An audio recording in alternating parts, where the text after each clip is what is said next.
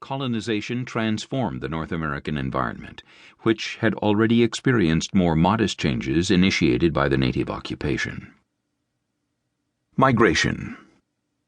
With the exception of frozen and isolated Antarctica, North and South America were the last continents occupied by people.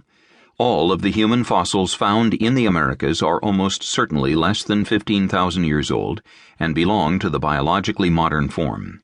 Dental, genetic, and linguistic analysis reveals that most contemporary Native Americans are remarkably homogeneous and probably descend from a few hundred ancestors who came to North America within 15,000 years of the present, with the exception of the later arriving Athabascan, Inuit, and Aleut peoples. Most scholars believe that the first Americans migrated from Siberia in Northeast Asia. Genetic and skeletal, especially dental evidence, suggests special affinities between Native Americans and the peoples of Siberia, and the proximity of Siberia to Alaska offers the readiest passage between the Old and the New World. Indeed, the only practicable route for peoples without the marine technology to traverse the Atlantic or Pacific Ocean. About 15,000 years ago, the inhabitants of Siberia lived in many small bands that ranged far and wide in pursuit of the roaming and grazing herds of large and meaty, but dangerous mammals, especially mammoths, musk oxen, and woolly rhinoceroses. It was a hard, cold, and generally short life in which hunger alternated with the episodic binges of a big kill. Because the people had to remain on the move, on foot, in pursuit of the herds, they could not develop permanent villages and did not accumulate heavy possessions. In their pursuit of the herds, some hunting bands passed into what is now North America. Today, the oceanic Bering Strait separates Siberia from Alaska, but between about 25,000 and 12,000 years ago, a colder global climate, an ice age, locked up more of the world's water in polar ice caps, which spread southward as immense glaciers covering the northern third of North America. The enlarged ice caps lowered the ocean levels by as much as 360 feet, creating a land bridge between Siberia and Alaska.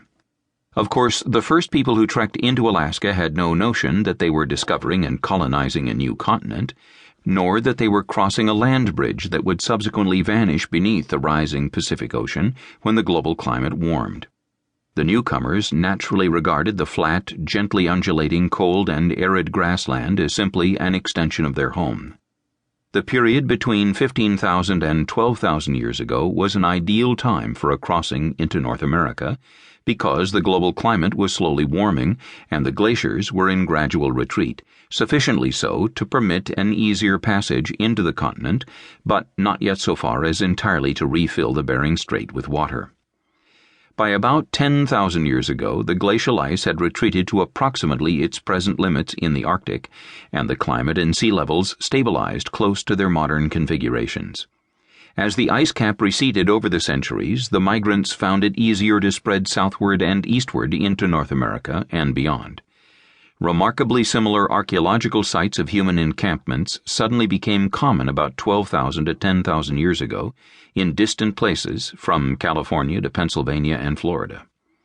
As the land bridge submerged, migration from Siberia became more difficult, but not impossible for people possessing small boats made from animal skins stretched over a wooden framework. At its narrowest, the Bering Strait is only 3 miles wide.